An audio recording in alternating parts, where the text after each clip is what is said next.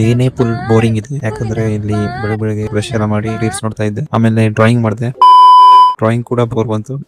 ಆಮೇಲೆ ಇಲ್ಲಿ ಲ್ಯಾಪ್ಟಾಪ್ ಅಲ್ಲಿ ಒಂದು ಹೊಸ ಗೇಮ್ ಡೌನ್ಲೋಡ್ ಮಾಡೋಣ ಅಂತ ಬಂದೆ. ವೆಲೋರೆಂಟ್ ಅಂತ ಸಿಕ್ತು, ಮಲ್ಟಿಪ್ಲೇಯರ್ ಗೇಮ್ ಇದು. ಆನ್ಲೈನ್ ಅಲ್ಲಿ 22 GB ಡೌನ್ಲೋಡ್ ಆಗ್ತಾ ಇದೆ.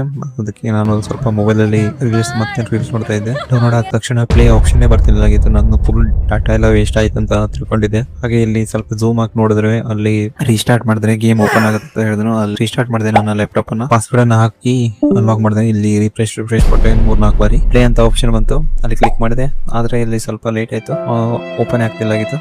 ಅದಕ್ಕೆ ಸ್ವಲ್ಪ ಏನಾಯ್ತು ಅಂತ ನೆಟ್ ಅಲ್ಲಿ ಸರ್ಚ್ ಮಾಡಿದೆ.